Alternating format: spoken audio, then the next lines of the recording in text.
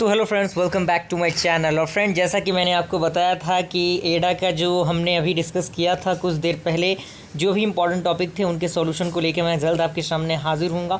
और मैं आपके सामने आ चुका हूँ इसी वीडियो को लेके। यूनिट 1 के अंदर सबसे पहला टॉपिक है एसिम्प्टोटिक नोटेशन। सबसे पहले आप क्या कीजिएगा, आप इसका स्क्रीनशॉट ले लीजिएगा अगर आपको नोट्स बनाना है तो, ताकि कम से कम इतने टॉपिक को आप कवर अप कर लेते हैं ना, तो इसमें से अगर क्वेश्चन आएगा तो आपके एग्जामिनेशन में छूटना नहीं चाहिए। कम से कम आप इतना लिख के आइए, फॉर्मेट आपका यही होना चाहिए। पॉइंट वाइज आप चीज़ों को लिखने की कोशिश कीजिएगा ताकि बेहतर से बेहतर आप एग्जामिनेशन में कर सकें। तो आप सबसे पहले एसिम्प्टोटिक नोटेशन को देख लीजिए। और मैं इसको फ्रेंड समझा नहीं पाऊंगा, क्योंकि देखिए आपको लंबे वीडियो का थोड़ा सा प्रॉब्लम होता है आपको देखने में, और ज़्यादा वीडियो आप लंबा देखते नहीं हैं। तो मैंने सोचा कि आपको बस नोट्स प्रोवाइड करा दी जाए, तो बस आप इसका स्क्रीनशॉट लेते जाइएगा। मैं बस इसको स्क्रॉल डाउन कर रहा हूँ, क्योंकि मुझे मेरा पर्पज़ था आपको सॉल्यूशन प्रोवाइड करना, और वो मैं प्रोवाइड कर रहा हूँ। और सारी चीज़ें एक एक लाइन पढ़ पढ़ के समझा पाना थोड़ा सा ये है कि वीडियो काफ़ी बड़ा हो जाएगा, तो वो ठीक नहीं है, क्योंकि एग्जामिनेशन काफ़ी नज़दीक है। बस आपको नोट्स प्रोवाइड करा दिए जाएंगे, तो आप इंजीनियरिंग के स्टूडेंट हैं, सारी चीज़ें आप समझ सकते हैं। तो यहाँ पे big omega notation, big O notation और थीटा नोटेशन जो होता है उसका डायग्राम और उसके जो आपका फंक्शन होता है वो भी लिखा गया है।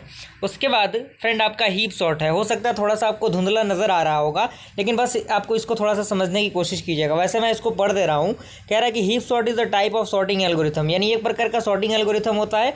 एंड सेकेंड पॉइंट कह रहा है कि heap sort is a comparison based sorting technique and based on the binary heap data structure.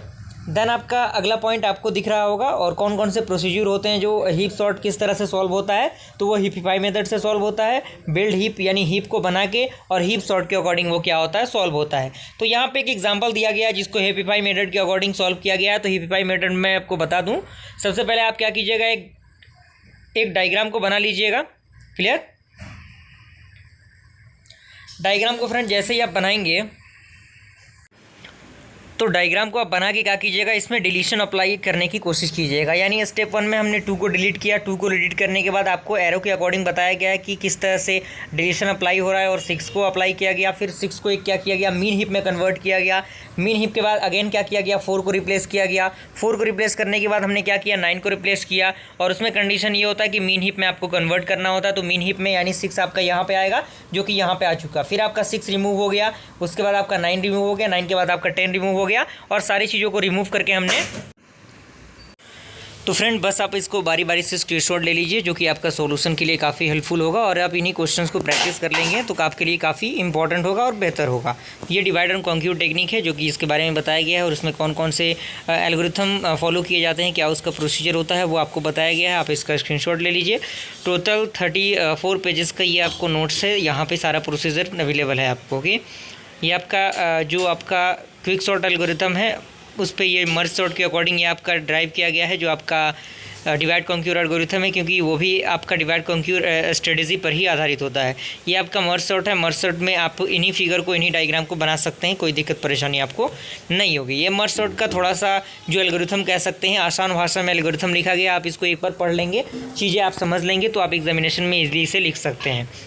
Then आपका अगला है क्विक सॉर्ट। क्विक सॉर्ट के बारे में बताया गया है, और क्विक सॉर्ट के रिगार्डिंग जो इंपॉर्टेंट क्वेश्चंस होते हैं, जो न्यूमेरिकल क्वेश्चंस होते हैं, उनको आप प्रैक्टिस करने की कोशिश कीजिएगा। ये एल्गोरिथम है जो कि क्विक सॉर्ट में परफॉर्म किए जाते हैं।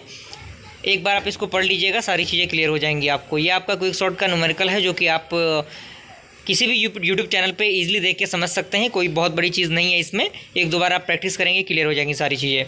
यूनिट नंबर 2 जिसमें आपका ग्रेडी टेक्निक होता है, जिसे हम लोग मेथड या फिर अप्रोच भी कहते हैं, ग्रेडी अप्रोच, ग्रेडी मेथड। तो इसके बारे में 2-3 पॉइंट आपको दिख रहा होगा, क्या होता है, क्या उसका प्रोसीजर होता है, और कौन कौन से इसमें एप्लीकेशन परफॉर्म किए जाते हैं, जैसे नैपसैक प्रॉब्लम हो गया, जॉब सीक्वेंसिंग हो गया, ऑप्टिमल मर्ज पैटर्न हो गया, हॉफमैन कोडिंग हो गया, डिजास्टर एल्गोरिथम हो गया। तो ये सारी चीज़ें काफ़ी इंपॉर्टेंट होती हैं। उसके बाद आपका हॉफमैन कोडिंग क्या होता है, हॉफमैन कोडिंग के बारे में बताया गया है, कौन कौन से स्टेप फॉलो किए जाते हैं हॉफमैन कोड को क्रिएट करने के लिए, बिल्ड करने के लिए। ये उसका एल्गोरिथम है। एल्गोरिथम आप इसको देख लीजिएगा, और सारी चीज़ों को आप लिख लीजिए। ये उसका एग्जांपल है न्यूमेरिकल क्वेश्चन का। इसमें हम क्या करते हैं, सबसे पहले जो कम वाला पोर्शन होता है उसको लेते हैं, उसके बाद दोनों को ऐड करते हैं। ऐड करने के बाद जो आपका उसके रिगार्डिंग जो एलिमेंट होता है उसको लिखते हैं, उसको ऐड करते हैं। और देन लास्ट में हम क्या करते हैं, जितने भी लेफ्ट आपके नोड्स हैं उनमें हम क्या करते हैं, 0 पुट करते हैं, और राइट वाले पार्ट में हम 1 पुट करते हैं, और उसके अकॉर्डिंग हम लिख देते हैं सारी चीज़ें। ओके, उसके बाद फ्रेंड आपका नैपसैक प्रॉब्लम क्या होता है, by the help of ग्रेडी technique. ग्रेडी technique के अकॉर्डिंग नैपसैक प्रॉब्लम किस तरह से सॉल्व होगा उसका एग्जाम्पल भी आपके सामने मौजूद है। ये आपका एल्गोरिथम है जो कि नैपसैक प्रॉब्लम के लिए आधारित होता है। उसके बाद जॉब सीक्वेंसिंग क्या होता है, जो कि ग्रेडी मेथड का काफ़ी इंपॉर्टेंट एल्गोरिथम है। तो ये उसका एल्गोरिथम है, आप इसको देख लीजिएगा। ये थोड़ा सा न्यूमेरिकल पार्ट्स है उसका। उसके बाद शॉर्टेज पाथ डिजास्टर्स एल्गोरिथम आपने डिस्क्रीट मैथमेटिक्स में भी पढ़ा होगा, तो ये 2-3 पॉइंट आपको लिख रहा होगा डिजास्टर एल्गोरिथम में, और ये उसका एक एग्जांपल है न्यूमेरिकल क्वेश्चन का। आप इसको एक बार देख लीजिएगा और इन सारे टॉपिक्स को कवर अप कर लीजिएगा न्यूमेरिकल पार्ट को आप प्रैक्टिस के लिए।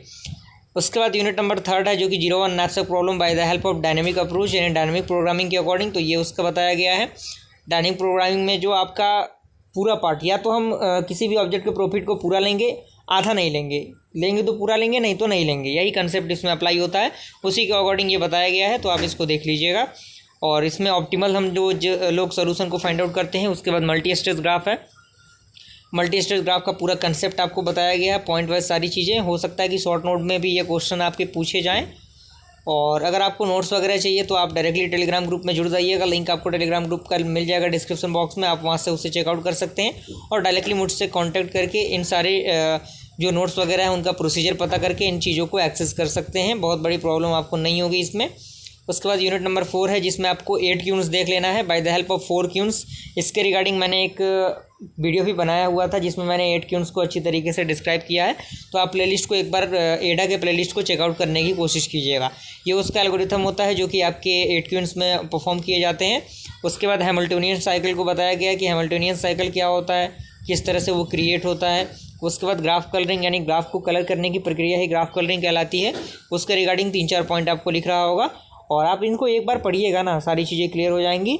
और काफ़ी छोटे पार्ट में मैंने इन चीज़ों को लिखने की कोशिश की है ताकि आपको याद करने में कोई दिक्कत ना हो, आसानी से आप समझ सकते चीज़ों को। उसके बाद आपको देख लेना है ट्रैवलिंग सेल्समैन प्रॉब्लम, जिसे हम लोग TSP भी कहते हैं शॉर्ट में।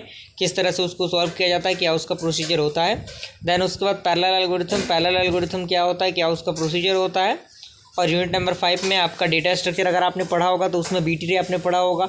बी ट्री के बाद आप AVL ट्री को भी देख लीजिएगा। उसके बाद BFS DFS के बीच का डिफरेंस, यानी ब्रेड्थ फर्स्ट सर्च और डेप्थ फर्स्ट सर्च में क्या अंतर होता है, उसके बारे में बताया गया। उसका पूरा प्रोसीजर आपके सामने मौजूद है, आप इसके स्क्रीनशॉट ले सकते हैं। उसके बाद लास्ट आपका NP कंप्लीटनेस है, उसके बारे में पूरा प्रोसीजर आपको मिल गया। तो आई होप वीडियो पसंद है। वीडियो को लाइक ज़रूर कीजिएगा फ्रेंड्स। मिलता है ऐसे इंटरेस्टिंग वीडियो के साथ, तब तक के लिए थैंक यू।